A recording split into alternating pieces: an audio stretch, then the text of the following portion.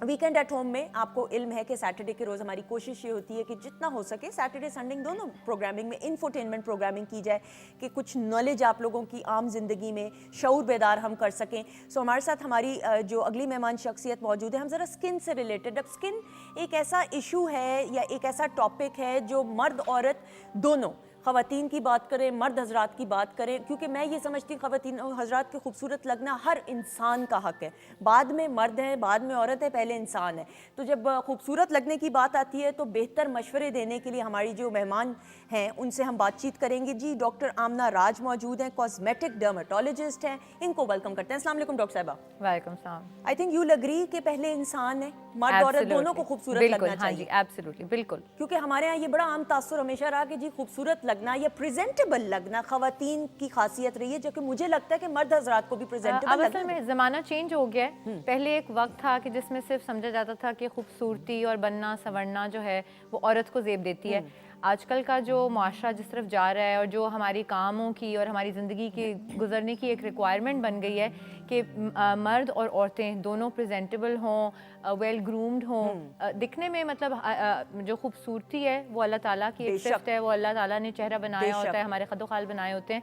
लेकिन हर खदोखाल का इंसान चाहे वो नॉर्मल लुकिंग हो या बहुत खूबसूरत हो, वो अगर प्रेजेंटेबल और वेल ग्रूम्ड हो तो वो अच्छा ही लगता है। बिल्कुल ऐसे ही है। अल्लाह ताला ने हर किसी को मुनफरिद और यूनिक बनाया, सिर्फ आपने अपना ख्याल रखना होता है। जो लोग ख्याल रखेंगे खुश रहेंगे और दूसरों के बारे में अच्छा सोचेंगे वो स्टैंड आउट करेंगे। ये मैं आपको ज़रूर बताऊं।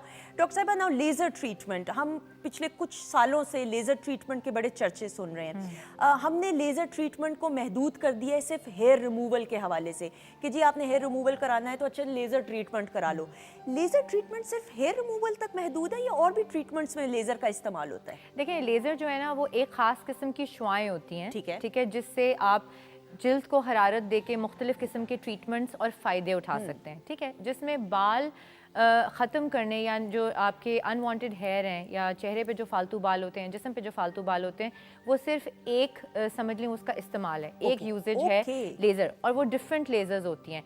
Laser basically light assisted stimulated emission of radiation है, यानी आपने लाइट को लेके उसमें से ख़ास शुआएँ निकाली और उन शुआओं को जिल्द तक पहुंचाना है। ठीक है, अब लेज़र्स बहुत मुख्तलिफ किस्म की हैं और एक्चुअली अगर हम लेज़र से पहले बात करें तो शुआएँ मुख्तलिफ किस्म की होती हैं। ठीक है, शुआएँ लेज़र की भी हो सकती हैं, शुआएँ रोशनी की भी हो सकती हैं, शुआएँ अल्ट्रासाउंड की भी हो सकती हैं, शुआएँ रेडिएशन की भी या रेडियो फ्रीक्वेंसी की भी हो सकती हैं। ठीक है, तो ये सब जो स्किन में आजकल ट्रीटमेंट्स हैं इनको हम एनर्जी बेस्ड डिवाइस ट्रीटमेंट बोलते हैं, यानी कि आप किसी तरह की शुआएँ इस्तेमाल करें जिल्द के इलाज के लिए या खूबसूरती के जो है इलाज के लिए। ठीक है, तो अब जो लेज़र है वो बालों के लिए मुख्तलिफ है, एक्नी स्कारिंग के लिए भी इस्तेमाल होता है, बर्थ मार्क्स जो हमारे समझ लें पैदाइशी जो निशान होते हैं उनकी रिमूवल के लिए इस्तेमाल होता है। अगर आपकी जिल्द जल गई है, बर्न स्कार्स हैं, उसके लिए लेज़र इस्तेमाल कर सकते हैं। स्किन की रिजुविनेशन यानी रिंकल्स के लिए, झुर्रियों के लिए, इवन टोन करने के लिए, उसके लिए लेज़र का इस्तेमाल हो सकता है। तकरीबन काफ़ी सारी चीज़ों के लिए लेज़र इस्तेमाल हो सकता है और कुछ बीमारियां हैं जिनमें मुख्तलिफ किस्मों की शुआओं का ट्रीटमेंट करके हम उन बीमारियों का भी इलाज कर सकते हैं। बिल्कुल सही डॉक्टर साहब, सबसे common laser treatment if I am not wrong hair removal होगा सबसे पहले, तो देन सेकंड नंबर पे कौन सा आता है? आई वुड से कि एक्नी स्कारिंग का जो ट्रीटमेंट है, ठीक है, वो सेकंड नंबर पे आता है। अच्छा, अब एक्नी की अगर हम बात करते हैं तो टीन एज में ज्यादातर जो है एक्नी का पता चल जाता है कि किन बच्चों को, बच्चे बच्चियों दोनों को, लड़के लड़कियों दोनों को एक्नी का प्रॉब्लम तो नहीं है। तो किस उम्र में इज द राइट टाइम के आप एक्नी की ट्रीटमेंट करा लें ताकि इसको ज्यादा बढ़ने से हम रोक सकें? देखें, एक्नी की जो ट्रीटमेंट का टाइम, राइट टाइम है, वो उस वक्त है जब आपको एक्नी निकलना शुरू हो गई है। अगर वो 10 साल की एज में है तो हम उस एक्नी की किस्म को देख के उसके मुताबिक इलाज करते हैं। 10 साल अगर 12 साल की, देखें लेजर से इलाज करने की हम बात नहीं करें। अब आपने मुझसे सवाल किया कि एक्नी की ट्रीटमेंट का क्या इलाज है। एक्नी की ट्रीटमेंट का इलाज 90% दवाइयों के साथ होता है और एक्नी का इलाज 10% हम लेजर की मदद से कर सकते हैं। एक्नी स्कारिंग एक एक्नी का कॉन्सिक्वेंस है, यानी जिन लोगों में हम एक्नी का इलाज बर वक्त नहीं करते और वो साल हा साल रहती है और वो इन्फ्लेमेशन और जिल्द पे नुकसान इतना क्रिएट करती है कि खड्डे बन जाते हैं या उभरे हुए निशान बन जाते हैं या काले धब्बे बन जाते हैं या लाल धब्बे बन जाते हैं एक्नी की वजह से, तो वो लेज़र के साथ ठीक किए जा सकते हैं। ठीक है। लेकिन जो एक्नी का इलाज है मेनली वो 90% जो है वो दवाइयों के साथ होता है, और एक आधी किस्म की लेज़र इस्तेमाल की जा सकती है अगर दवाइयाँ असरअंदाज ना हो रही। बिल्कुल सही। अच्छा, अब दवाइयों की जब हम बात करते हैं तो मिनिमम जिस तरह आपने कहा 10 साल, अब 10 साल की उम्र के बच्चे बच्चियों को लगाने वाली क्रीम्स हैं, लगाने बहुत सारी लगाने वाली खाने सेफ वाली क्रीम्स हैं, ठीक है। जो कि हम उनकी एज और उनके वज़न और उनकी हर चीज़ देखने के बाद तयन करते हैं कि इस पेशेंट का हमने क्या ट्रीटमेंट करना है। देखें, अगर किसी बच्चे को 10-12 साल की एज में एक्नी निकल रही है तो एक तो उसके निशान छुटने का खतरा हो सकता है, दूसरा स्कूल में उसको आजकल बॉडी शेमिंग और बुली करना बहुत कॉमन है। लोग समझते हैं पता नहीं ये शायद चेहरा नहीं धोता, मिथ्स हैं डिफरेंट, या इसका चेहरा ऑयली है, ये सही प्रोडक्ट्स नहीं यूज़ करता, इसकी वजह से इसको एक्नी निकल रही है। तो एक्नी बेसिकली हमारा जो ऑयल बनाने वाले या जिल्द में जो ऑयली होने ऑयल ग्लैंड्स हैं वो बेसिकली जब एक्सेसिवली काम कर रहे हो या अपना काम सही तरह ना कर रहे हो तो एक्नी होती है। बिल्कुल ठीक है, बिल्कुल सही। सो इसका मतलब है कि 10 साल की उम्र में भी बच्चे का आपको एक एग्जांपल दी है कि जब आपके बच्चे को एक्नी हो रही हो तो प्लीज ये ना समझें कि उसको मैदे में गर्मी है, उसको जो है ना बस उसने चेहरा सही तरह से नहीं धोया तो उसको फेस वॉश ला दें। आप उसको समझें कि एक्नी एक स्किन की डिजीज है और उसका बर वक्त इलाज जो है उसको आइंदा फ्यूचर में बहुत ज्यादा एक्नी स्कारिंग से बचा सकता है। बिल्कुल सही। सो पहले इलाज दवाइयों से और एंड ट्रीटमेंट अगर नहीं उसका if needed, बिल्कुल एक्सीलेंट, बिल्कुल सही। अच्छा जी, हेयर रिमूवल की जब हम बात करते हैं, मुंह के या हाथों के बाल हेयर एक्सेस जो होते हैं उनके रिमूवल की बात करें तो laser treatment I think is the most effective and common treatment. It depends कि कितनी सिटिंग्स चाहिए होंगी ऑन द डेप्थ या जो उसकी हार्डनेस होती है बालों की। हाँ एग्जैक्टली, देखें जो लेज़र है वो इफेक्टिव है आपके काले मोटे बालों के लिए। ठीक है, जितना मोटा और जितना काला बाल होगा लेज़र ट्रीटमेंट उसके लिए उतनी ज़्यादा इफेक्टिव होगी। अगर जो बहुत बारीक या रुआं होता है चेहरे पे या जिस्म पे, हम बेबी हेयर जिसे कहते हैं, हाँ बेबी हेयर कह लें या आम औरतों के चेहरों पे यूजुअली रुआं होता है, उसको हम रेकमेंड करते हैं कि उसको लेज़र से ना छेड़ा जाए। उसको आप आम रूटीन में ब्लीच वगैरह जैसे भी मैनेज कर सकें उसको करें। अगर आपके बाल ग्रेजुअली थिक हो गए हैं या शुरू से ही थिक हैं, काले हैं, मोटे हैं, तो उसके लिए आप लेज़र ट्रीटमेंट की तरफ जाएं। और इट्स वेरी सेफ, बहुत इफेक्टिव है। हर महीने एक ट्रीटमेंट यूजुअली करना होता है, महीने से 1.5 महीने के वक्फे पे, और एवरेज नंबर ऑफ ट्रीटमेंट्स जो हैं वो यूजुअली 6 से 8 होती हैं। ओके, 6 से 8 होती हैं। हाँ जी, और जिनको हार्मोनल इश्यूज हों वो जाहिर है हम पेशेंट जब देखते हैं हम असेसमेंट करते हैं कि क्या इस पेशेंट को ये इन काले मोटे बालों के साथ क्या अंडरलाइन कोई हार्मोनल कंसर्न हो सकता है। उसके लिए हम उनके ब्लड टेस्ट करवाते हैं, उनका वर्कअप करते हैं। अगर उनको प्रॉब्लम निकलता है तो हम उनको एंडोक्राइनोलॉजिस्ट या जो हार्मोन स्पेशलिस्ट डॉक्टर्स होते हैं उनके पास रेफर करते हैं ताकि वो प्रॉपर्ली अपना अंदरूनी इलाज करा सकें और उनके बाल परमानेंटली ख़त्म हो सकें। अच्छा, ये देखें, ये कितनी आपने अच्छी बात की, क्योंकि ये शऊर ही नहीं बेदार है कि एंडोक्रिनोलॉजिस्ट के पास भी जाना है, हार्मोनल चेकअप भी करवाने, क्योंकि हमारे यहाँ बस होता है कि जी फलां ने करवा लिया तो हम भी करवा लें। ऑल्दो आपकी हर किसी की बॉडी का एक अपना निज़ाम होता है, उस निज़ाम को समझना ज़रूरी है कि आया जो ट्रीटमेंट। सो इसका मतलब कि हम इतनी सेटिंग्स, किन बच्चों बच्चियों को लेज़र ट्रीटमेंट हेयर रिमूवल की नहीं करवानी चाहिए या ध्यान रखना चाहिए? देखें, जिनकी एक तो पिगमेंटेशन की टेंडेंसी बहुत ज़्यादा हो उनको डॉक्टर से मशवरा करने के बाद लेज़र ट्रीटमेंट करना चाहिए। और अगर हेयर रिमूवल की आप बात करें तो जैसे मैंने पहले बताया कि अगर आपके बारीक रुआं बाल हैं, सुनहरी हैं, बहुत ज़्यादा काले नहीं हैं, तो आप लेज़र को अवॉइड कर लें तो ज़्यादा बेहतर है, क्योंकि वो जो बाल हैं रुएं की तरह या पीच फस जिनको बोलते हैं वो परमानेंटली लेज़र के साथ नहीं जाते। वो आप एक दफ़ा उनको छेड़ेंगे तो वो सारी ज़िंदगी मोर और लेस आपको लेज़र करवाना पड़ेगा या उनको मैनेज करना पड़ेगा। दूसरी एक चीज़ होती है कि अगर आप लेज़र की शुआएं दें और बहुत बारीक बाल हैं और प्रॉपर करने वाला डॉक्टर ना हो तो एक्चुअली आपकी हेयर ग्रोथ थिक भी हो सकती है। ऐसा ही, तो इसलिए 99% बारीक बालों में जो बहुत बारीक बाल हैं उनमें लेज़र को अवॉइड करना चाहिए। अच्छा डॉक्टर साहब, मैंने अक्सर ये सुना है, then correct me if I am wrong, हर डर्मेटोलॉजिस्ट या कॉस्मेटोलॉजिस्ट का लेज़र ट्रीटमेंट करने का अपना तरीका है।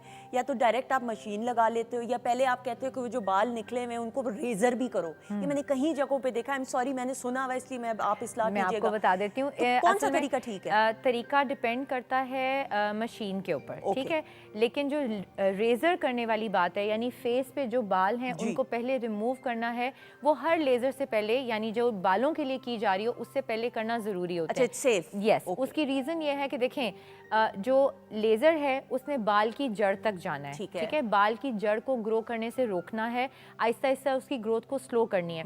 बाल की जड़ स्किन में कोई 3 से 6 मिलीमीटर नीचे होती है, ठीक है। अब स्किन के नीचे लेज़र जाएगी तो अगर आपका बाल समझने स्किन पे ऐसे पड़ा हुआ है तो हीट उसमें से गुजरी है। मैंने आपको बताया जो आपकी शुआएं हैं वो स्किन को टच करेंगी तो वो हरारत यानी हीट बन जाएगी, ठीक है, और वो गर्माइश से आपकी स्किन को बर्न कर सकते हैं। तो अगर ये बाल आपकी जिल्द पे पड़ा हुआ है तो इसका मतलब है कि जब लेज़र की शुआएं इसमें से गुजर रही हैं और वो हीट जनरेट कर रही हैं तो आपकी स्किन पे एक जलती हुई रस्सी पड़ी हुई है, ठीक है, तो वो आपकी बाहर वाली स्किन को बर्न कर सकते हैं। इसलिए हम चाहते हैं कि ऊपर से आप बालों को रिमूव कर लें और जो लेज़र की शुआएं हैं वो सिर्फ जड़ों तक जाएं और आपकी स्किन डैमेज ना हो, ठीक है। तो एक तो बाल रिमूव करना 99.9% नेसेसरी होते हैं। बिल्कुल ठीक। दूसरी बात यह है कि अब हम कूलिंग डिवाइस कोई ना कोई यूज़ करते हैं, यानी ठंडा करने का तरीका। उसमें 2-3 क्योंकि मुख्तलिफ लेज़र्स हैं, डिफरेंट वेवलेंथ्स की लेज़र्स होती हैं जो बालों की रिमूवल के लिए भी यूज़ होती हैं। उसमें जिस तरह की लेज़र है, जिसकी जो मशीन है, उसके मुताबिक वो डॉक्टर वो तरीका इस्तेमाल करेगा। मेरे पास तकरीबन लेज़र हेयर रिमूवल की ही 8 डिफरेंट किस्म की वेवलेंथ की मशीन्स हैं, तो मैं मशीन के मुताबिक किसी में मैं कूलिंग जेल इस्तेमाल करूंगी, किसी में मैं कूलिंग जेल इस्तेमाल नहीं करूंगी जो जैसे जेल यूज़ करते हैं, किसी में मैं सिर्फ ठंडी एयर यूज़ करती हूँ, किसी में मैं जेल भी नहीं यूज़ करती, ठंडी एयर भी नहीं यूज़ करती, क्योंकि मशीन में इन बिल्ट चिलिंग सिस्टम होता है। तो हर डॉक्टर का एक्चुअली अपना तरीका नहीं होता, वो अपनी मशीन के मुताबिक जो उसकी ट्रेनिंग होती है और जो मशीन के मुताबिक हमने काम करना होता है, हम उन इंस्ट्रक्शंस को फॉलो कर रहे होते हैं। बिल्कुल सही। One last question before we wind up the segment. Doctor साहिबा, हमारी बच्चियों में शऊर बेदार हुआ है, which is a very good thing, कि प्रेजेंटेबल लगना है, वेल ग्रूम्ड लगना है, जो कि मैं समझती हूँ बहुत अच्छी बात है, और ये शऊर आहिस्ता आहिस्ता बेदार हुआ। लेकिन अब ये मुकाबला करना कि जी हर किस्म की ट्रीटमेंट करानी है और अच्छा खासा चेहरा अल्लाह ताला ने दिया है, अच्छा खासा कॉम्प्लेक्शन है, कि कॉम्प्लेक्स का शिकार हो के अच्छी खासी शक्ल को आप बिगाड़ लो, उन बच्चियों को आप क्या पैगाम देना चाहेंगी? क्योंकि कुछ ट्रीटमेंट्स तो ऐसी हैं कि स्कार्स हैं, मोल्स हैं, चले उनकी तो रिमूवल करनी है, कोई मसला है, हेयर आपके ज़्यादा है मुंह पे, वो भी करना है, कुछ नेसेसरी ट्रीटमेंट्स हैं, कुछ ऐसी हैं जो मुझे लगता है अननेसेसरी ट्रीटमेंट्स हैं जो दूसरों की देखा देखी कंपटीशन में किया जाता है। उन बच्चियों को जो बिला वजह ट्रीटमेंट्स करवा रही हैं और अपने चेहरे को बर्बाद कर रही हैं, उम्र से डबल लग रही हैं, उनको क्या पैगाम देना चाहेंगे? देखिए, मोस्टली जो ट्रीटमेंट्स कॉमनली की जा रही होती हैं, ज़्यादा कॉमन है, जैसे यंग गर्ल्स और बॉयज़ में आजकल वो हाइड्रा फेशियल और माइक्रोडर्माब्रेशन या ग्लो फेशियल्स होते हैं, नैनो नीडलिंग की ट्रीटमेंट्स, ये सबसे ज़्यादा कॉमन है आजकल। और ये वो ट्रीटमेंट्स हैं जो ऑनेस्टली फेशियल्स की रिप्लेसमेंट्स हैं, ठीक है। इंस्टेड कि आप पार्लर पे जा रहे हैं और आप किसी अनट्रेंड या उतने ज़्यादा समझ लें वेल एजुकेटेड जो स्किन को नहीं समझता उस बंदे से कोई स्किन का ट्रीटमेंट करवा रहे हैं, उससे बहुत बेहतर है कि आप प्रॉपर डर्माटोलॉजिस्ट के पास जाके, और आपको जो कंसर्न है, फ़र्ज़ करें अगर मेरे पास कोई बच्ची आती है और कहती है मैं सिर्फ फ्रेश लगना चाहती हूँ, मैं उसे कहूँगी सनब्लॉक लगा लो, मॉइस्चराइज कर लो, और उसके बाद अगर कोई ट्रीटमेंट करना ही है तो अगर तुम फेशियल नहीं कराती तो तुम हाइड्रा फेशियल कर सकती हो या माइक्रोडर्माब्रेशन कर सकती हो। अननेसेसरी ट्रीटमेंट्स को हम भी उतना ही डिस्करेज करते हैं जितनी की ज़रूरत होती है, लेकिन अच्छा ट्रीटमेंट कर लेने में, जैसे जो सेफ़ हैं, जो मेडिकेटेड फेशियल्स हैं, उनके करने में कोई हर्ज नहीं है। जो स्किन टाइटनिंग ट्रीटमेंट्स हैं जो कि एज के साथ साथ करनी चाहिए, उनको तो हम भी रेकमेंड नहीं करते कि अननेसेसरी जो है वो कोई ट्रीटमेंट कराया जा रहा है। बिल्कुल सही। मुझे याद है बचपन में नानो कहा करती थी कि अननेसेसरी मुंह को ना देखो, शीशे के आगे ना खड़ी हो, और अननेसेसरी मुंह को पे क्रीमें भी लगाने की ज़रूरत नहीं है। वो तब तो समझ नहीं आती थी, अब जाके समझ आती है कि जितना मुंह को छेड़ेंगे स्किन ख़राब होती है। तो डोंट टच इट, फजूल में आप ज़्यादा ट्रीटमेंट्स ना करें। वो जो क्रीमें मिक्स करके गोरा करने का एक हमारा आम स्टेरॉइड्स हैं, वो आपके प्लेटफॉर्म को यूज़ करके अगेन उसमें बेसिकली लाइटनिंग एजेंट भी है और बहुत स्ट्रॉन्ग स्टेरॉइड क्रीम हम उसमें मिक्स करते हैं। वो जो 3 क्रीमों का जो मिक्सचर होता है, जो स्टेरॉइड क्रीम है वो आपके फेस पे लगेगी तो आपकी जिल्द पतली हो जाएगी, उसका कलर वक्ती तौर पे कम होगा, लेकिन वहाँ पे आपको छाइयाँ आ सकती हैं। ऐसा ही है, बिल्कुल ऐसा आपके ही है। फेस के बाल मोटे हो सकते हैं, आपके चेहरे पे दाने निकल सकते हैं, आपके फेस पे टेलांजिक्टेसियाज या बारीक रगें जो हैं रेडनेस के साथ आ सकती हैं। तो आप अपनी स्किन को बहुत ज़्यादा तबाह कर सकते हैं अगर आप उन मिक्स क्रीम्स को यूज़ करें। और जो बुरा आप सोच सकते हैं ना स्किन की बीमारी, अल्लाह माफ़ कर दे, वो सारा बुरा अल्लाह माफ़ कर दे, अल्लाह ना करे, हो सकता है। तो प्लीज़ खुदारा ये घर में बैठ के खुद एक्सपेरिमेंट्स ना करें, प्रोफेशनल डॉक्टर के पास जाएं, डर्मेटोलॉजिस्ट के पास जाएं, कॉस्मेटोलॉजिस्ट के पास जाएं। Thank you so much doctor साहिबा। It was a pleasure having you. I You're learned welcome, so जी. much. Thank you so You're much welcome. जी. You're बहुत most welcome. शुक्रिया.